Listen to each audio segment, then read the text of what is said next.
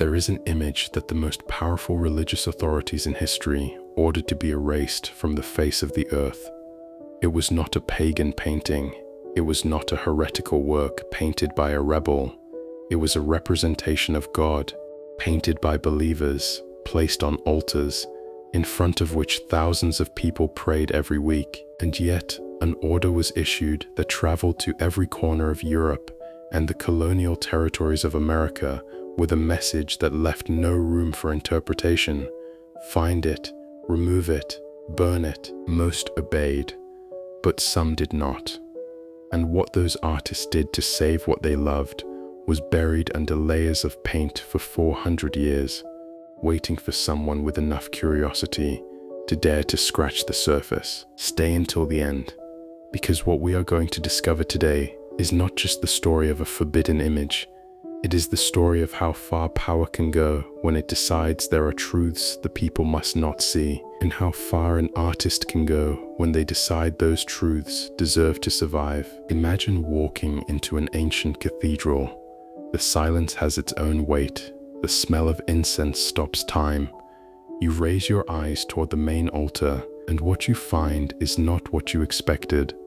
In front of you stands a figure with 3 human faces emerging from a single neck, 3 faces sharing eyes, 3 expressions coexisting in a symmetry that no creature born of nature has ever possessed. What you feel is not peace.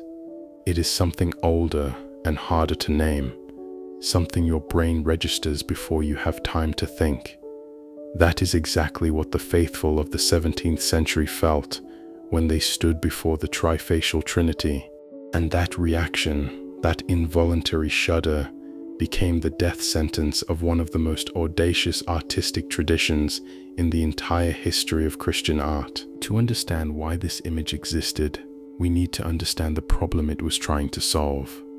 In the 16th and 17th centuries, the vast majority of the population was illiterate. The paintings in churches were their books, their education system, their direct connection to the sacred, and artists faced the most complex challenge that Christian doctrine could place before them: the Holy Trinity. The idea that a single God exists simultaneously as 3 distinct persons was the tightest knot in all of theology.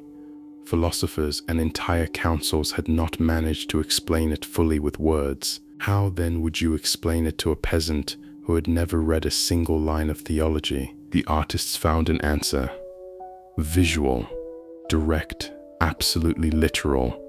A single body, a single head, 3 faces, 4 shared eyes, 3 and 1 simultaneously, without metaphor, without abstraction.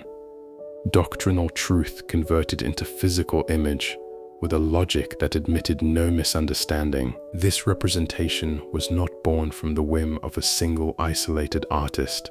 It was a movement that spread through workshops, churches, and entire continents. There are documented examples in Spain, Portugal, Italy, Mexico, Colombia, and Peru. Artists from completely different traditions arriving at the same conclusion independently, because the logic of the image was, on its own terms, impeccable. And then everything changed. In 1563, the Council of Trent issued a series of decrees on sacred images that would redefine forever the limits of what could be represented. Among its provisions was one that left no room for interpretation. Any image that induced error, that was considered a monstrosity, or that caused disturbance among the faithful, was to be removed and destroyed. They did not specifically name the Trifacial Trinity. They did not need to. The order was executed with an efficiency that is almost impossible to imagine today. Ecclesiastical emissaries traveled to every diocese, every parish, every remote chapel in Europe and in the colonial territories. Where a Trifacial Trinity was found, the work was removed and burned in public squares. In 1628, Pope Urban VIII reinforced the prohibition. In 1745, Benedict XIV sealed it definitively. It was one of the most systematic and most completely successful campaigns of artistic censorship in human history. So successful that for centuries it was believed that virtually no examples remained, that it had been erased exactly as its executors had intended, but they did not account for the artists. Imagine the situation of a colonial master painter at the end of the 16th century. He has dedicated months to a work he considers the most honest expression of his faith, and suddenly the order arrives. The image must disappear. He can obey and watch his work burn, or he can do something different. What some chose to do was so brilliant in its simplicity that it is hard to believe it worked. They took their brushes, they prepared new layers of oil and dense pigments, and they painted over. They did not destroy the original image, they buried it, with deeper shadows that redefined contours, with veils of color that made the additional features disappear without eliminating them, with dark curling hair that covered exactly what needed to be covered. The central face remained visible, pious, perfectly acceptable to any ecclesiastical inspector. The other two faces slept beneath, in a darkness that was not death but waiting. The paintings continued to hang on their altars. The very priests carrying out the order of destruction blessed them without knowing what they concealed. And then the restorers arrived. In the mid-20th century, during routine restoration work in churches in Colombia, Mexico, and Spain, some specialists began to notice something that did not fit. Textures in the hair of certain figures that did not correspond to the technique of the rest of the work. Pigment densities with no compositional justification. Areas where the paint seemed to be hiding something that had been concealed afterward, with urgency, with precision. When they applied the solvents, when they used infrared reflectography, the stratigraphic analysis technologies that allow you to see through layers of paint without damaging the surface, what emerged left the experts speechless. Faces that had been sleeping for 400 years opened their eyes again. The Trifacial Trinity had not been destroyed, it had been waiting. The artists who preserved these works left no names behind. They remained anonymous, not out of lack of pride, but out of an excess of intelligence. They knew that if the institution could not find the artist, it could not completely eliminate the idea. And they were right. 400 years later, their works return to the light.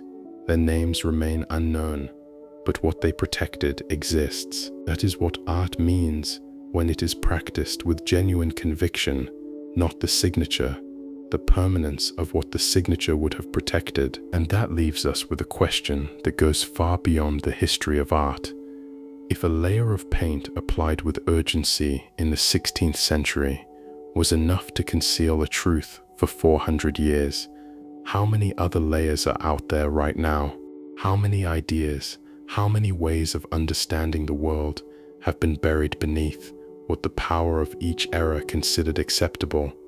The God you were not supposed to see is still looking at you from beneath the paint, and now you know he is there. At Hidden Intellects, we use artificial intelligence tools to reconstruct these images and bring these stories to those who may never have access to the archives where these canvases sleep. We say this with absolute conviction. Nothing that technology can produce compares to what an anonymous colonial artist did when he risked his life so that an idea could survive. That distance is absolute and irreducible. The real artists are the true hidden intellects. We are only the storytellers who use the tools of our time to keep their stories from disappearing into silence. If this story awakens something in you, subscribe to Hidden Intellects and activate the bell. Every week we open a painting, a mystery, a truth that someone decided you should not know. Because on this channel, censorship never has the last word, and the layers of paint, sooner or later, always give way.